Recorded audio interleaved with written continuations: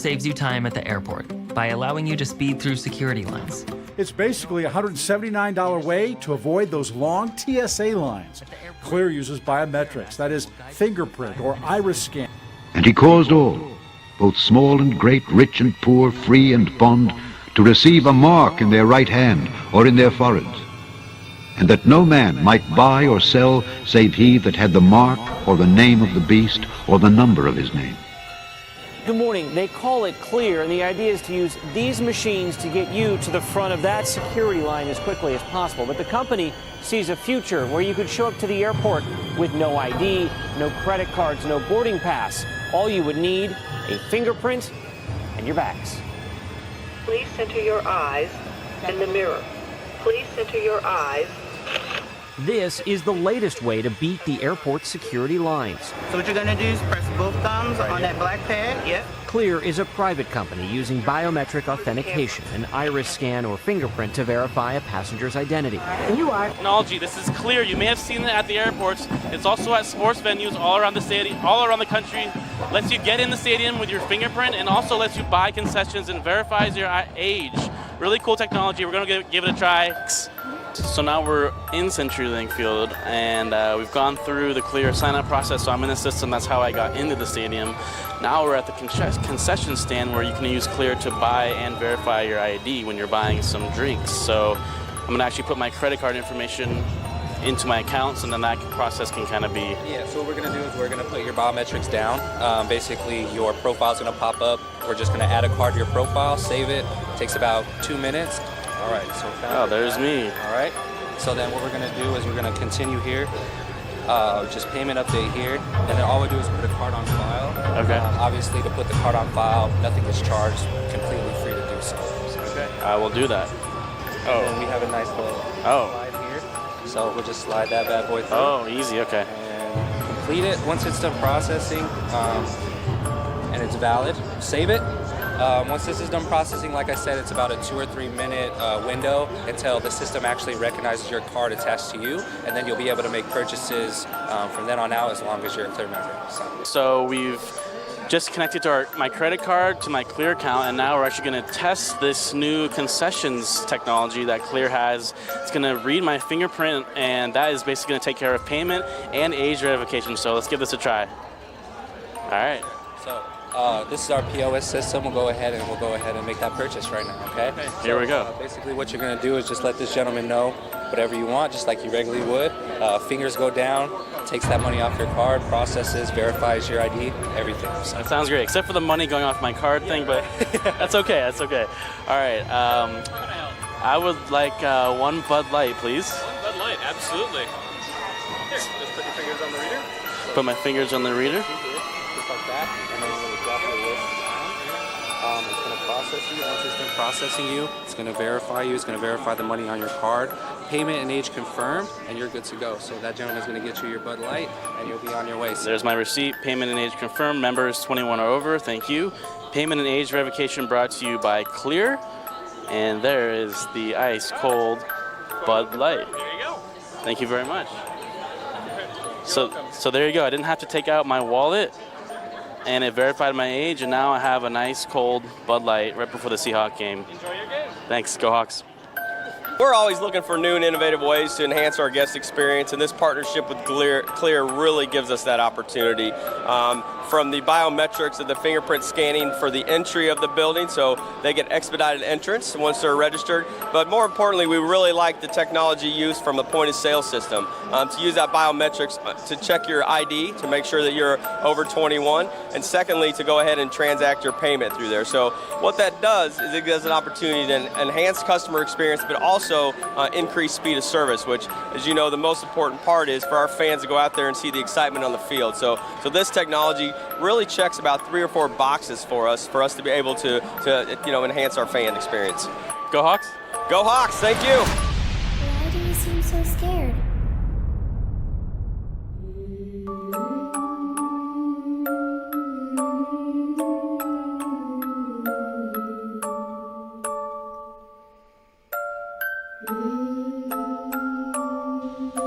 Here is wisdom. Let him that hath understanding count the number of the beast, for it is the number of a man, and his number is 666.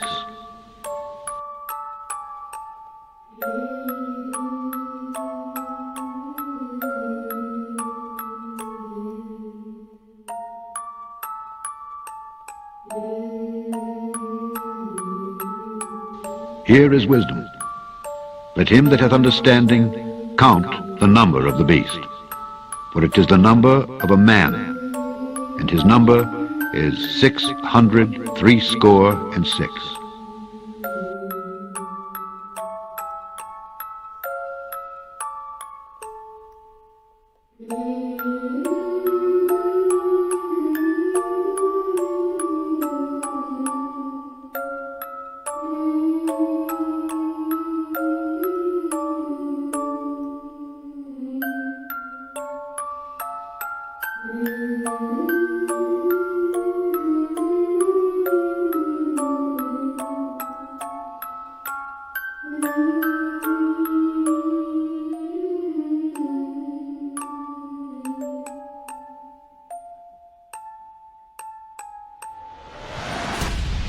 A great goal of this, and I've been saying this, when did I first write this? About 1993.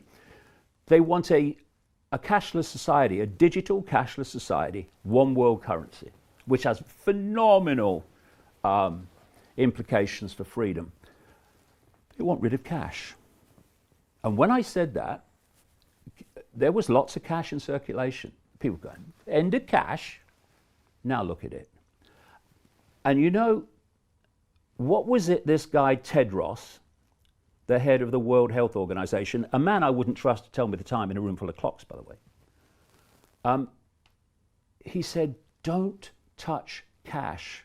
Use cards because the virus can pass on through cash. I've come up here today for this chat 3 times in places that are always cash. I had cash turned down. No, we're only taking cards. And when this runs on, they're going to be justifying a cashless society on the basis of that you can pass viruses on through it. And they're going to be saying, we can't have this again. We can't have this happen again. So you're going to have more technological testing of people for whether they have a temperature and all this stuff. And the whole surveillance is going to move on, exactly as it has in China. Right. If people thought China had reached the point of beyond Orwellian, well, you just look what they've brought in as a result of this coronavirus. The no cash sign outside a St. Paul liquor store is hardly unique. Chains like Noodles & Company have stopped accepting cash entirely during the pandemic. Even Whole Foods now has specific lines with the no cash option. Other stores and restaurants are simply discouraging cash and sanitizing heavily anytime a customer pays with dollars or coins.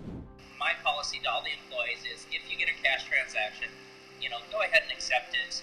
I ask that the customer set the money on the counter so there's no hand-to-hand contact at that point. At Nokomis Beach Coffee, co-owner Dennis Klock says employees are also washing their hands after every cash payment. I think we have it set up, a system in place that a customer shouldn't have to touch anything when they come in. But Klock says cash payments have dropped from 35% of daily sales to less than 5% during COVID-19. It definitely is accelerating the trends. Michael Reed runs the payment division at Deluxe in Shoreview, which is helping businesses adapt to COVID-19 with online payment systems. A lot of people don't like to hand the money back and forth. They don't want to hand their credit cards back and forth. So finding ways to transact in a frictionless way that doesn't require those interactions are definitely on the rise. But even before COVID-19, some communities have fought back against those changes. Although Minnesota doesn't restrict stores from moving to cashless, a few states have passed laws banning it because there's no federal law. And recently, New York City approved a ban this winter. Advocates say refusing cash discriminates against low-income residents, the elderly, and people of color who don't have access to bank accounts or credit cards. Cashless retail outlets effectively reinforce the systemic inequities in our financial system and our economy at large. During COVID-19, some stores have kept cash as a last resort option because every dollar counts right now. If you have 10 cash sales in a day to have a zero tolerance, 10 sales, that adds up. And all of them are just going towards the bottom line right now. Danny Spiewak, KARE 11 News. Right now, the only states that restrict stores from going cashless are New Jersey and Massachusetts. Somewhere in the near future, physical money will become like these, relics of a different age, and will only be found in places like this. In other words, hard cash will disappear. It will become electronic, transferred by things like these. So what's the rush to get rid of cash? And what's the cost? Let's face it, money is cumbersome for consumers and banks.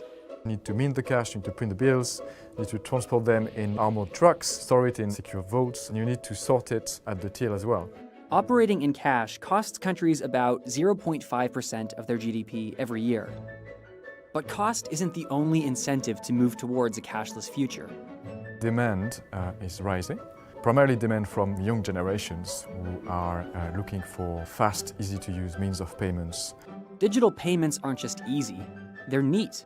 It becomes easier for governments to monitor tax evasion and fraud, so we will have less of that going on, probably. Having every single payment automatically recorded is efficient, but there's a downside. Let's assume, for example, that a country that used to be democratic, where people were not paying too much attention about safeguarding their privacy, becomes undemocratic and someone wants to control citizens more closely. They will try to infer from what you buy your political leanings, potentially. And generally speaking, just monitor what you're doing in ways that they shouldn't be doing. The ballot boxes are kept locked and sealed. Living in a democratic country doesn't mean you shouldn't be concerned. There are also worries that private companies perhaps might use this data in ways that are not safe or that you might not like. And for a number of sectors, knowing what you do with your money is very important. Electronic money trails can allow governments and private companies to access and harvest personal data. But there's another threat that's worrying banks: cyber attacks. It was a high-tech bank robbery. Capital One suffering a massive hack attack involving 100 million Capital One customers' accounts had their personal information stolen. In March 2019, Capital One Bank was hacked. A sole hacker managed to steal away 106 million people's personal details in a matter of days. And that attack was noticed just a few months after. You can see that a lot of companies are not very well protected yet against such threats. Pretty much every day we hear of data breaches, cyber attacks that are successful. It's much harder to prevent an attack than to be on the hacker side, because you only need to succeed once as a hacker. Once upon a time, you would have two guys coming in. They would tell everyone to be on the floor, they would put the money in a bag and then run away with the money. And you would get insurance against that. You knew what the risk was. Nowadays, with cyber attacks, they can happen anytime, they can take any form, so it's very hard to insure against. Still, many countries are fast moving towards a cashless society. In Sweden, the number of retail cash transactions per person has fallen by 80% in the past 10 years. The trend is even evident in far more cash-loyal societies. China's digital payments rose from 4% of all payments in 2012 to 34% in 2017. The trend is inevitable, but a gradual transition is key. It's important that we have a sort of control as to how fast this happens, because if that's not the case, some people might be left behind. Some people may find it harder to grasp how much money they have without the physical representation of it. Not everyone knows how to use internet banking technology, and people living in remote areas where internet cover is patchy may find they have to drive for miles for their basic needs. And there's another sector of society that relies heavily on cash. People living in the street don't carry card terminals with them, so it will be very hard for them, well, first of all, to collect money and to pay for things. They will be among the people who suffer the most from it. Going cashless is just the latest evolution of money in the modern economy. But it raises a fundamental question. What is the value of money if it doesn't physically exist? Central banks enact monetary policy by exerting control over the amount of money that is created and that is in circulation. And they can do it because they are the only entities that print and create money. The purpose of it is to control the amount of money that is used by the entire economy. In a cashless society, Obviously, this becomes much harder because money presumably can be created by other entities. And so central banks are actually starting to realize this, especially after Facebook made the announcement that they were going to launch a digital currency. It shows you the extent to which central banks are already thinking about the future of money. The move towards cashless societies is well underway. But governments need to ensure that as cash is phased out, the vulnerable in society aren't left behind. You walk around Delhi and you find signs for these digital payment platforms everywhere. Paytm, Samsung, MobiKwik, just to name a few. The number of digital transactions in India have quadrupled since November last year. Welcome news to a government on a mission to reduce India's reliance on cash. The 500 rupee and 1000 rupee currency notes presently in use will no longer be legal tender. Prime Minister Narendra Modi pulled nearly 90% of banknotes from circulation last year. Demonetization was supposed to crack down on corruption. The results there have been mixed, but one thing is clear. The historic shakeup's been a big boon to India's digital economy. Business at digital payments company Paytm jumped more than 400% in the hours after that cash crunch. Its mobile wallet app allowed users to shop at bakeries, electronic stores, even fruit stands without bills changing hands. Some bananas here. In just 8 months, the company managed to sign up more than 220 million people using Paytm at 5 million shops.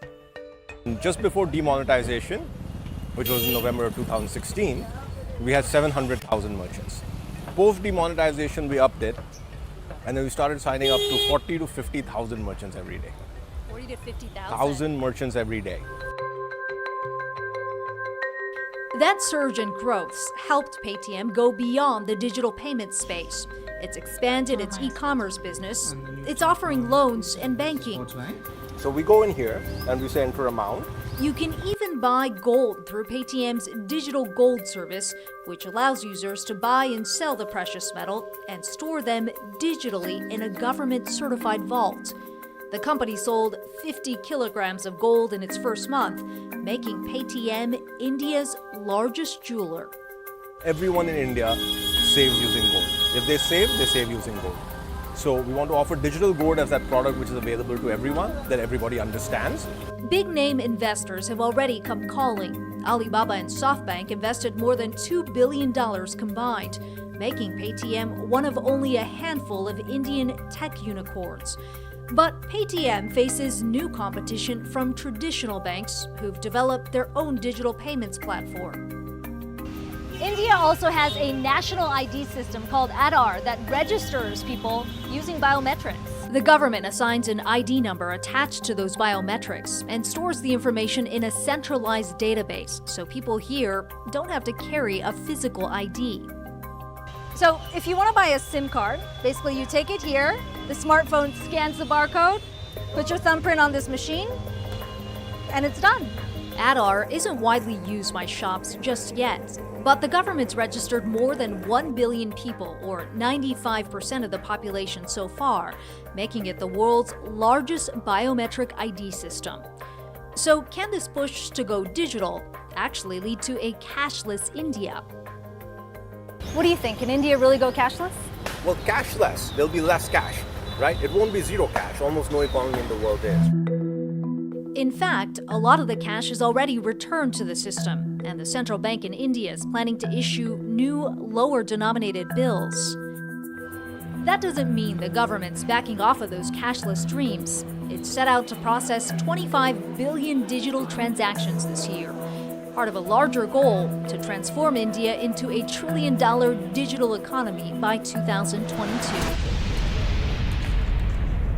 I got the ID when I was in the line at the supermarket, and I saw that to pay is a quite complex and process that takes a lot of time. So I thought that there must be an easier way to pay and a quicker way to pay, and that was the start of Quickster. When you're going to pay in a supermarket, you enter your the four last digits in your phone number, and then you hold your hand above the sensor. And a transaction takes less than 5 seconds, so it's a very quick payment solution. I think it's really good. It's easy when I don't have my wallet with me. I can use my hand, so it's really fast and easy. The vein pattern in your palm is unique for each individual person, and the four last digits in your phone number is because people want a moment to just like look at the display and see that the amount is correct before they pay. At the moment, we're active at about 15 places around campus, and we have about 1,600 users using it. We're the first on the market and the first company to deploy a biometric payment solution where you pay with your palm. There are other companies looking at similar solution, but they're not on the market yet. Of course, we had problems like connect all the players on the market, the financial sector, the banks, the stores, supermarkets, and then to package it to a solution that the customers want to use and that it's easy for them to use.